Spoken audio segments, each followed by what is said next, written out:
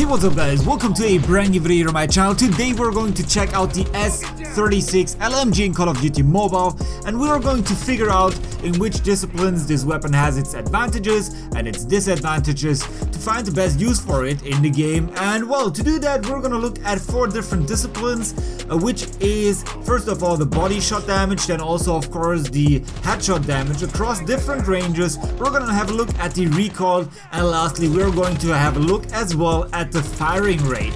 That being said, we're also gonna have a look at some bonus stuff, some more information to kind of contextualize or give more context to the weapon to figure out where to use it in the best way. And lastly, we're gonna apply all of those information to play a proper round. So that being said, let's start with the first discipline, which is the body shot damage. Overall, the amount of bullets it's gonna take to take somebody out is quite average in comparison to all the other weapons we analyzed so far. So we have the AKS-74U, the Type 25 and the AK-117. And well, in the close range it takes 4 bullets, in the medium 5, and in the long range 6 bullets. Like I said, it's pretty average, but on the other hand, if we're looking at the precise number, actually it's pretty surprising that the S36 is doing roughly 26% body shot damage in close range, which is actually the highest amount of body shot damage we discovered so far. Overall, we can save or abbreviate from that the S36 is actually well rounded off in terms of damage across all different ranges, and well, it's pretty impressive. So we better check out how much damage this weapon does when we shoot at the head. And even more surprising is that the S36 does exactly the same amount of damage across all ranges, also when you aim for it. That's also something that we haven't seen so far from any other weapon that has been measured. Basically, what this tells us is you can safely shoot straight at the body and it won't make any difference when you shoot at the head. So you basically won't miss that many shots as you're having a bigger target to shoot at. So something valuable to keep in mind for those who are struggling sometimes with their accurate aiming. And that being said, let's continue with the recoil. The recoil of the weapon is actually only vertical, and there is almost no horizontal recoil, which is exactly the recoil you want to have when you want to play really well with a weapon across all different ranges and if you want to be very accurate. And that's really interesting, because that's again supporting that the S36 is just perfect for any range. So we need to have one last look at one other category, which will actually tell us if the weapon is actually also good in the close range or not. And that is the firing rate. And the firing rate is again very impressive of the S36, as it shoots 12.6 bullets per second, and that is more than actually the AKS-74U shoots, an SMG. So this is quite impressive, and also tells us, alright, it's also actually pretty good in the close range, and will do there as well a pretty damn good job. The only weapon that actually beats the S36 from all the weapons we have analyzed so far is the Type 25 with 13.6 bullets per second. So also the AK-117 has no chance against it, which is pretty amazing, and makes again the S36 a very well-rounded off weapon. But of course there are also a few disadvantages to this weapon we have to talk here in the additionals about as well. So the mobility is very bad of the S36, which can be a huge problem if you're in a very fast-paced match and you gotta get behind cover real quick, and you gotta control or rush around a lot in order to dominate the opponent. Then in that case, well, you can compensate with perks of course, but overall the S36 is then not the best weapon to go for, and on top of that reloading takes quite some time. But that also tells me that the S36 is actually the perfect weapon to control larger zones, for example in domination maps. Not in Nuketown particularly, but for example in Crash or Crossfire. You can kind of dominate large areas with suppressing fire and also with the accuracy. You can shoot you can fight on every range against opponents and take them out. So I would personally describe kind of the S36 as the gatekeeper in the game. You decide who's gonna pass a certain point or is gonna be able to run through a certain zone, as you can control it very well. That's the way how I would use it. If you have a different way, let me know in the comment section. Definitely, I'm always open to suggestions otherwise. And oh well, let's have a look at the final thing, which is of course the match and the overall loadout.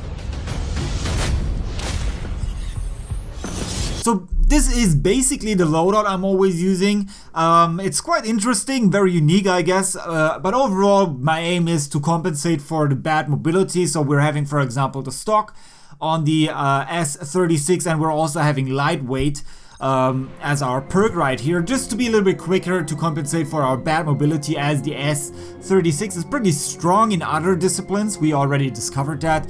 And we're also having here the pistol, because the pistol of course helps us to run a little bit quicker, and we can also shoot with it, which would not be possible really with a knife. So with that one I really try to cover large distances kind of very quickly, so that I'm in positions where I can play again with the S36.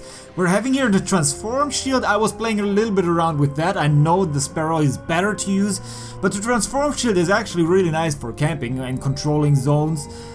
Sometimes you don't have everywhere cover, so that's why I'm having the transform shield. You can use that, and also in case somebody tries to take you down with the Sparrow or grenades when you're controlling zones, or when you're kind of in buildings or something, it's always good to have one of those. Toughness of course is a must-have. I don't really need to ghost right here in those matches, and that silence, well, you could also go for any other perk right here, because you're mainly controlling a zone, so well, people will at some point know that you're there, so that silence won't help you anymore. But well, it's just I'm so used to that silence, that's why I'm playing with it all the time. Let's jump into a match right now and see how it works out. So Nuketown Domination, and well, this is actually not the map where I wanted to land in, because Nuketown Domination is pretty compact, the map. And it's gonna make things a lot more difficult, because we're not so versatile on the sides, but we'll try our best. Alright, somebody over there. Thanks, teammate. And like I said, we're just trying to control the surroundings, but now we're reloading. And there's somebody coming. Got it. Got him as well. Alright.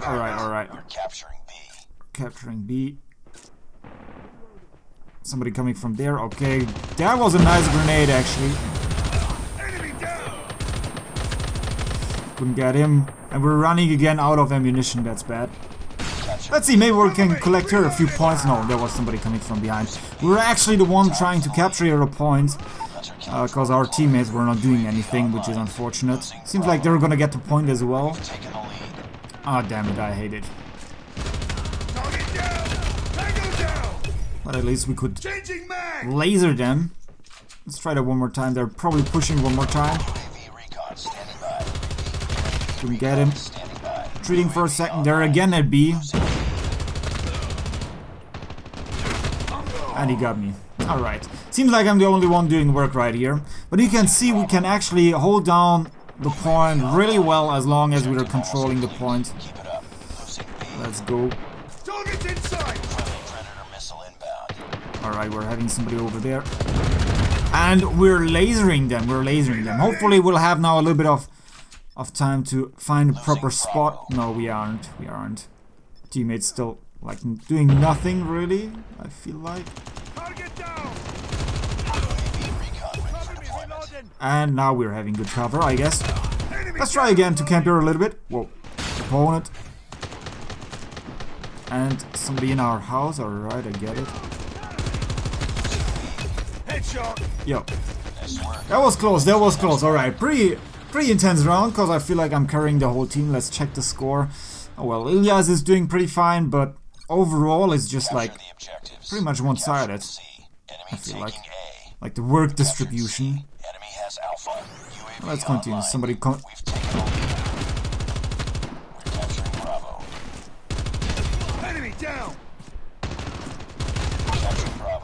Alright, let's retreat here for a sec. We're having the sentry gun, which is already pretty nice. I don't want to stand by the car. Standing by the car is pretty dangerous. Somebody pushing.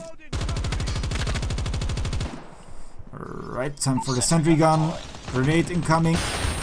Oh, that was bad timing. That was bad timing. Somebody coming from there. But overall, doing pretty fine. This is definitely not the map where I would say you wanna fight with the S36, because we're too much in close range. They can flank us all the time. Pretty tough to get control over it if your teammates are not really helping you.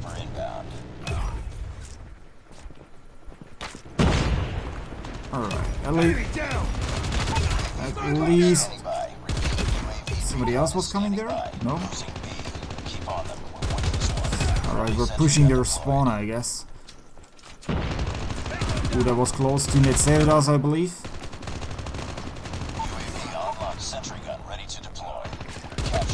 And now we're starting to spawn trap them. That's amazing.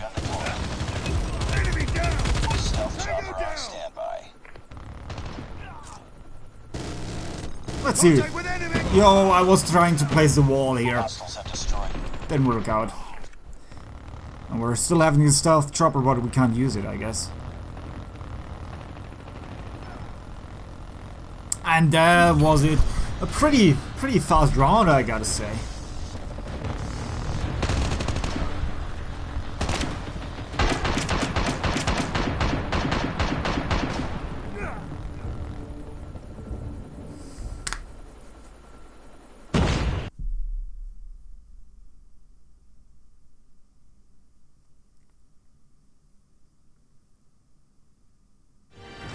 Just waiting for the score right here. Let's see. Of course, we ended up on the first place. I feel like, yeah, we were doing most of the work. So you can see we actually did a few kills right there also on the control point. And I believe we were the only one capturing it while getting taken out by it. But overall, well, it was pretty nice. Accuracy, I gotta perform on that. But let me know what you think about the S36 in the comment section. And we'll see each other in the next video. Let me know as well which weapon I should check out next. Have a great day. Until next time. Peace out.